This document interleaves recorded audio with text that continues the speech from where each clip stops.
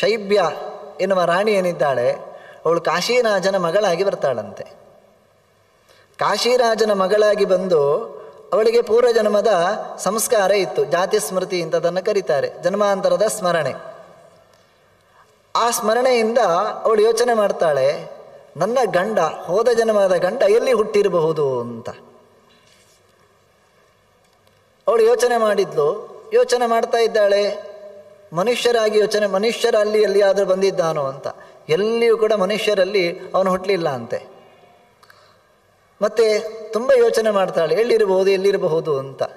ಎಲ್ಲ ಯೋನಿಗಳಲ್ಲಿ ಯೋಚನೆ ಮಾಡಿದ್ರು, ಸಾಮಾನ್ಯ ಅವಳಿಗೆ ಸಿಗಲಿಲ್ಲ. ಈ ವರ್ಗದಲ್ಲಿ ಬ್ರಾಹ್ಮಣರಲ್ಲಿ ಬಂದಿದ್ದಾನೋ, ಅಥವಾ ಕ್ಷತ್ರಿಯ ವರ್ಣದಲ್ಲಿ ಬಂದಿದ್ದಾನೋ, ಅಥವಾ ವೈಶ್ಯವರ್ಣದಲ್ಲಿ ಬಂದಿದ್ದಾನೋ, ಅಥವಾ ಶೂದ್ರ ವರ್ಣದಲ್ಲಿ ಬಂದಿದ್ದಾನೋ, ಎಲ್ಲಿ ಬಂದಿರಬಹುದು ಅಂತ ಯೋಚನೆ ಮಾಡಿದಾಗ ಯಾವ ರಾಜನಾಗಿಯೂ ಇಲ್ಲ, ಎಲ್ಲಿ ಅವನು ಹುಟ್ಟಲಿಲ್ಲ. ಮತ್ತೆ ಕೆಳಗಿನ ಪ್ರಾಣಿಗಳಲ್ಲಿ ಯೋಚನೆ ಮಾಡ್ತಾಳೆ, ಎಲ್ಲಿ ಇರ್ಬೋದು ಅಂತ. ಹಾಗೆ ಯೋಚನೆ ಮಾಡ್ತಾ ಮಾಡ್ತಾ ಬರುವಾಗ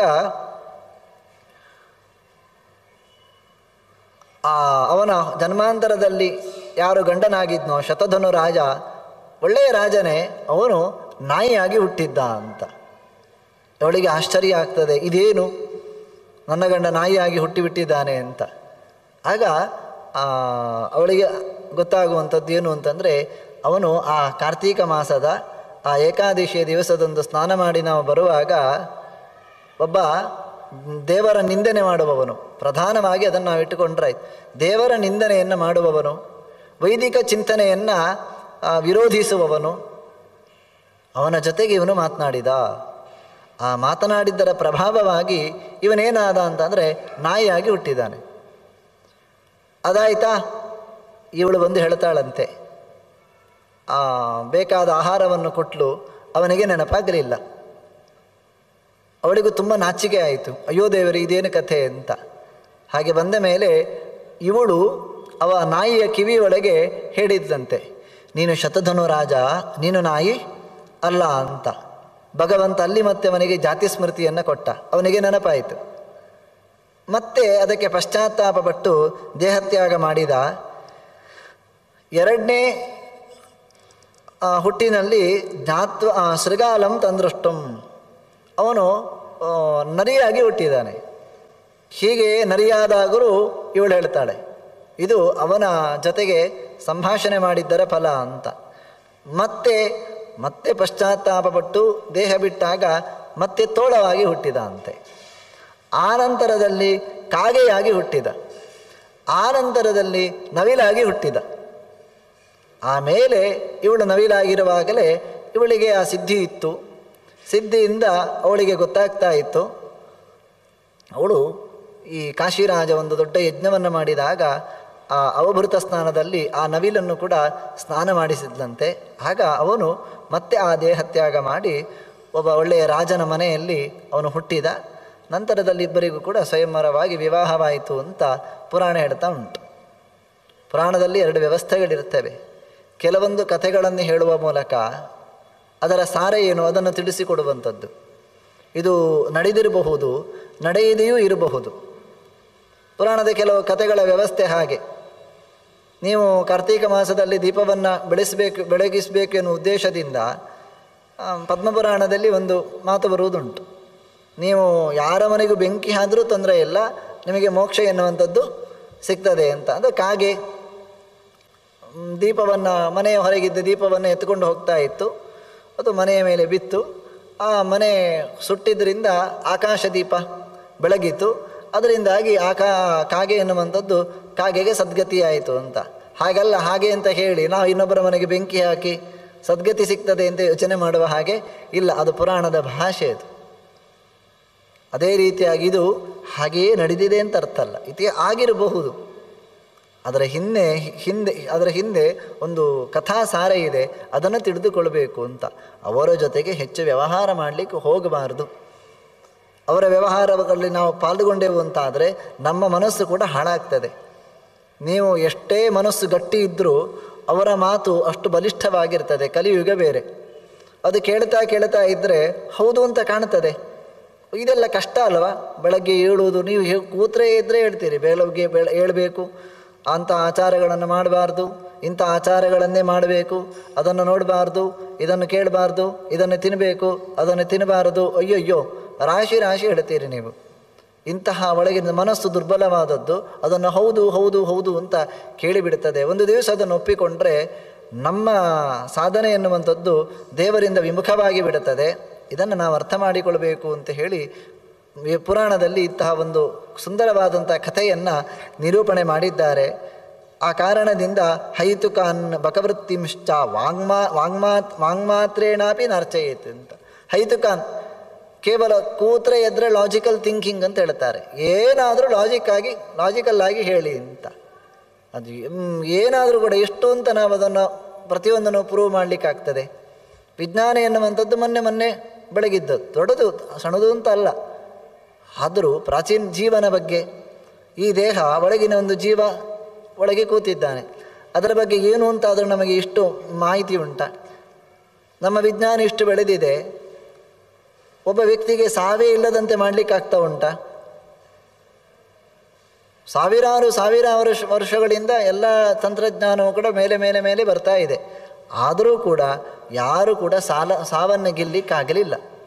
ಒಂದಲ್ಲ ಒಂದು ದಿವಸ ಈ ಶರೀರದಿಂದ ಪ್ರತಿಯೊಂದು ಜೀವವೂ ಕೂಡ ಹೊರಗೆ ಹೋಗಲೇಬೇಕು. ಅದನ್ನು ತಡಿಲಿಕ್ಕೆ ಸಾಧ್ಯ ಇಲ್ಲ. ಹೀಗಿರುವಾಗ ನಾವು ಅದನ್ನು ಕಣ್ಣಿಗೆ ಕಂಡದ್ದನ್ನು ಮಾತ್ರ ನಾವು ನಂಬ್ತೇವೆ. ಕಣ್ಣಿಗೆ ಯಾವುದು ಕಾಣುವುದಿಲ್ಲ ಅದನ್ನು ನಂಬುವುದಿಲ್ಲ ಅಂತ ಹೇಳಿಬಿಟ್ರೆ, ನಮ್ಮ ಕಣ್ಣಿನ ಎದುರಿಗೆ ರೆಪ್ಪೆ ಇದೆ.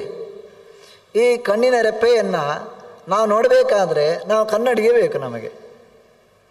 ಹೀಗಿರುವಾಗ ಕಣ್ಣಿನ ಎದುರಿಗಿರುವಂತಹ ಕಣ್ಣಿನ ರೆಪ್ಪೆಯನ್ನು ಕಾಣಬೇಕಾದ್ರೇ ನಮಗೆ ಕನ್ನಡಿ ಬೇಕು ಅಂತ ಹೇಳುವಾಗ ಕಣ್ಣಿಗೆ ಕಾಣದ ಸಂಗತಿಗಳೆಷ್ಟಿವೆ. ನಮ್ಮ ಹೊಟ್ಟೆಯ ಒಳಗೆ ಆಹಾರ ಹೇಗೆ ಜೀರ್ಣವಾಗ್ತದೆ ಅನ್ನೋದು ನಮ್ಮ ಕಣ್ಣಿಗೆ ಗೊತ್ತುಂಟ? ನಮ್ಮ ಅನುಭವಕ್ಕಾದರೂ ಗೊತ್ತುಂಟ? ಯಾವ ರೀತಿಯಾಗಿ ಕೆಲಸ ಮಾಡ್ತಾ ಉಂಟು ಒಳಗಿನಿಂದ ಜಠರ ಅಂತ. ನಾವು ಮಧ್ಯಾಹ್ನ ಊಟ ಮಾಡಿ ಇಲ್ಲಿ ಕೂತಿದ್ದೇವೆ.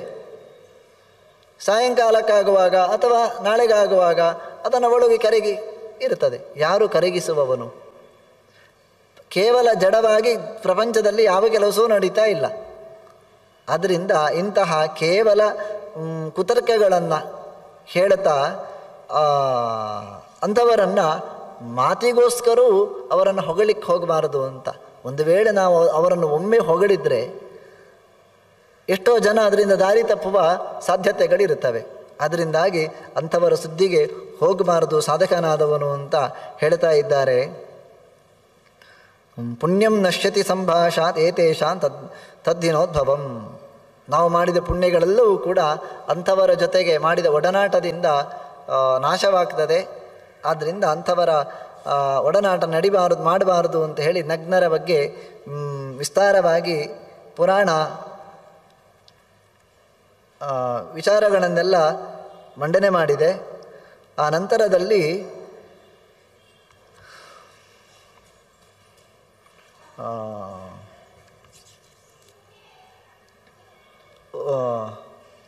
ನಮ್ಮ ಕಾಮನೆಗಳ ಬಗ್ಗೆ ಪುರಾಣ ಒಂದು ಸಂದೇಶವನ್ನು ಕೊಡ್ತಾ ಇದೆ. ನಾವು ನಮ್ಮ ಕಾಮನೆಗಳನ್ನು ನಿಗ್ರಹ ಮಾಡಿಕೊಳ್ಳದೇ ಇದ್ದರೆ ಕೇವಲ ಅದನ್ನು ಅನುಭವಿಸಿ ತೀರಿಸಲಿಕ್ಕೆ ಸಾಧ್ಯ ಇಲ್ಲ ಅಂತ. ಈ ಅಗ್ನಿಗೆ ಕಟ್ಟಿಗೆಯನ್ನು ಹಾಕ್ತಾ ಇದ್ದರೆ ಅದು ಮತ್ತಷ್ಟು ಜ್ವಲಿಸ್ತಾ ಇರ್ತದೆ ಹೇಗೋ, ಅದೇ ರೀತಿಯಾಗಿ ನಾವು ನಮ್ಮ ಕಾಮನೆಗಳನ್ನು ಸೇವಿಸ್ತಾ ಇದ್ದರೆ ಸ್ವಲ್ಪ ಕೆಟ್ಟದ್ದನ್ನು ಸ್ವಲ್ಪ ನೋಡುವ, ಸ್ವಲ್ಪ ಕೇಳುವ, ಸ್ವಲ್ಪ ತಿನ್ನುವ, ಸ್ವಲ್ಪ ಮೂಸುವ ಅಂತ ಸ್ವಲ್ಪವೇ ನಾವು ಉಪಯೋಗ ಮಾಡ್ತಾ ಇದ್ದರೂ ಕೂಡ ಅದು ಕೃಷ್ಣವೃತ್ಮೇವ ಭೂಯ ಏವಾಭಿವರ್ತತೆ ಅಂತ. ಅದು ಮತ್ತೆ ನಮ್ಮಲ್ಲಿ ಆ ಆಸೆಯನ್ನು ಹೆಚ್ಚು ಹುಟ್ಟಿಸ್ತದೆ. ಯತ್ ಪೃಥಿವ್ಯಾಂ ವ್ರೀಹಿಯವಂ ಹಿರಣ್ಯಂ ಪಶವಃ ಸ್ತ್ರಿಯಃ ಏಕಸ್ಯಾಪಿ ನ ಪರ್ಯಾಪ್ತಂ ತಸ್ಮಾತ್ ತೃಷ್ಣಾಂ ಪರಿತ್ಯಜೇತ್. ಮನುಷ್ಯನ ಮನಸ್ಸಿನ ದೊಡ್ಡ ದೌರ್ಬಲ್ಯವನ್ನು ಹೇಳ್ತಾ ಇದ್ದಾರೆ. ಭೂಮಿಯಲ್ಲಿರುವಂತಹ ಎಲ್ಲ ದವಸ ಧಾನ್ಯಗಳನ್ನು ಕೂಡ ಒಬ್ಬನಿಗೆ ಕೊಟ್ಟರೆ, ಭೂಮಿಯಲ್ಲಿರುವಂತಹ ಎಲ್ಲ ಚಿನ್ನವನ್ನು ಬಂಗಾರವನ್ನು ಒಬ್ಬನಿಗೆ ಕೊಟ್ಟು ಬಿಟ್ಟರೆ, ಅಥವಾ ಹೆಣ್ಣಿಗೆ ಗಂಡಿನ ಕಾಮನೆ, ಗಂಡಿಗೆ ಹೆಣ್ಣಿನ ಕಾಮನೆ, ಅವರವರಿಗೆ ಬೇಕಾದ ಎಲ್ಲ ಕಾಮನೆಗಳನ್ನು ಕೊಟ್ಟು ಬಿಟ್ಟರು ಏಕಸ್ಯಾಪಿ ನ ಪರ್ಯಾಪ್ತಂ ತಸ್ಮಾತ್ ತೃಷ್ಣಾಂ ಪರಿತ್ಯಜೇತ್. ಅವನಿಗೆ ಸಾಕು ಅಂತ ಕಾಣೋದಿಲ್ಲಂತೆ. ಇದು ಮನುಷ್ಯನ ಮನೋದೌರ್ಬಲ್ಯ ಅಂತ. ಇದಕ್ಕಿಂತ ಪುರಾಣ ಚಂದ ಹೇಳಲಿಕ್ಕೆ ಸಾಧ್ಯ ಇಲ್ಲ. ಪ್ರಪಂಚದಲ್ಲಿರುವ ಎಲ್ಲ ಆಸ್ತಿಯನ್ನು ಒಬ್ಬನ ಹೆಸರಿಗೆ ಬರೆದು ಕೊಟ್ಟರು, ಅವನ ಹತ್ರ ಹೋಗಿ ಕೇಳಿದರೆ, ಅವನ ಮನಸ್ಸಿನ ಹತ್ರ ಹೋಗಿ, ಹೊರಗಿಂದ ಏನೋ ಹೇಳ್ಬೋದು ಸಾಕು ಅಂತ, ಅವನ ಮನಸ್ಸಿನ ಹತ್ರ ಹೋಗಿ ಕೇಳಿದರೆ ಇನ್ನೂ ಒಂದು ಬಂದರೆ ಒಳ್ಳೆಯದಿತ್ತು ಅಂತ ಯೋಚನೆ ಮಾಡ್ತದೆ. ಅದೊಂದು ಬಾಕಿ ಉಂಟಲ್ವಾ ಅಂತ. ಆ ಕಾರಣದಿಂದ ನಾವೇ ಆ ತೃಷ್ಣಾಂ ಪರಿತ್ಯಜೇತು, ಆಸೆಯನ್ನು ದೂರ ಮಾಡಲಿಕ್ಕೆ ಪ್ರಯತ್ನಿಸಬೇಕು. ಇಲ್ಲ ಅದು ಸ್ವಲ್ಪ ಸ್ವಲ್ಪ ಸ್ವಲ್ಪ ಅಂತ ಹೇಳಿಬಿಟ್ರೆ ನಮ್ಮ ಜೀವನವನ್ನು ಅಧಪಾತಕ್ಕೆ ತೆಗೆದುಕೊಂಡು ಹೋಗ್ತದೆ. ಜಿರಿಯಂತಿ ಜಿರಿಯತ ಕೇಶ ದಂತ ಜಿರಿಯಂತಿ ಜಿರಿಯತಃ ಅಂತ. ದೇಹ ಮುಪ್ಪಾಗಲಿಕ್ಕೆ ಬಂದಾಗ ಪ್ರಾಯ ಹೋದ ಹಾಗೆ ತಲೆಯ ಕೂದಲುಗಳೆಲ್ಲ ಬಿಳಿಯಾಗ್ತಾ ಬರ್ತದೆ. ಅದೇ ರೀತಿಯಾಗಿ ದಂತ ಹಲ್ಲುಗಳೆಲ್ಲ ಕೆಳಗೆ ಬೀಳುತ್ತದೆ. ಆದರೆ ಎರಡು ಆಸೆ ಹೋಗುವುದೇ ಇಲ್ಲ. ಯಾವುದು? ಒಂದು ಧನ ಆಶಾ ಜೀವಿತಾಶಾ ಚ ಜೀರ್ಯತೋಪಿ ನ ಜೀರ್ಯತಃ ಅಂತ, ಒಂದು ದುಡ್ಡಿನ ಆಸೆ. ಇನ್ನೊಂದು ಇನ್ನೂ ಬದುಕಬೇಕು, ಇನ್ನೂ ಬದುಕಬೇಕು, ಇನ್ನೂ ಬದುಕುವುದು ಯಾಕೆ? ಸಾಧನೆ ಮಾಡಬೇಕು ಅಂತ ಅಲ್ಲ, ಮತ್ತು ಇನ್ನಷ್ಟು ತಿನ್ನಬೇಕು ಅಂತ, ಇನ್ನಷ್ಟು ಸುಖಭೋಗಗಳನ್ನು ಅನುಭವಿಸಬೇಕು ಅಂತ. ಈ ಎರಡು ಆಸೆ, ದುಡ್ಡಿನ ಆಸೆ ಮತ್ತು ಬದುಕುವ ಆಸೆ, ಈ ಎರಡು ಆಸೆಗಳು ಮನುಷ್ಯನನ್ನು ಬಿಟ್ಟು ಹೋಗಲಿಕ್ಕೆ ಕೇಳುವುದೇ ಇಲ್ಲ. ಆ ಕಾರಣದಿಂದ ನಾವೇ ಆ ಆಸೆಯನ್ನು ಯಥಾಶಕ್ತಿಯಾಗಿ ಆರಂಭದಿಂದಲೂ ಕೂಡ ದೂರ ಇಡ್ತಾ ಬಂದರೆ, ಎಷ್ಟು ಬೇಕೋ ಅಷ್ಟು ಮಾತ್ರ ನಾವು ಉಪಯೋಗಿಸಿಕೊಂಡೆವು ಅಂತಾದರೆ ಕೊನೆಯ ಕಾಲಕ್ಕಾಗುವಾಗಲಾದರೂ ಅದನ್ನೆಲ್ಲ ತ್ಯಜಿಸಿ ಭಗವಂತನ ಕಡೆಗೆ ಹೋಗಲಿಕ್ಕೆ ಸಾಧ್ಯವಾಗ್ತದೆ. ಇಲ್ಲದೆ ಹೋದರೆ ಎಲ್ಲವೂ ಬೇಕು, ಎಲ್ಲವೂ ಬೇಕು, ಎಲ್ಲವೂ ನನ್ನದಾಗಬೇಕು ಅಂತ ಎನ್ನುವ ಭಾವ ಇತ್ತು ಅಂತಾದರೆ ಅವನು ಮತ್ತೆ ಇಲ್ಲಿ ತಾಯಿಯ ಗರ್ಭದಲ್ಲಿ ಬಂದು ಒದ್ದಾಟವನ್ನು ಅನುಭವಿಸಬೇಕು ಅಂತ ಪುರಾಣ ತುಂಬ ಸುಂದರವಾದಂತಹ ಸಂದೇಶವನ್ನು ಕೊಡ್ತಾ ಇದೆ.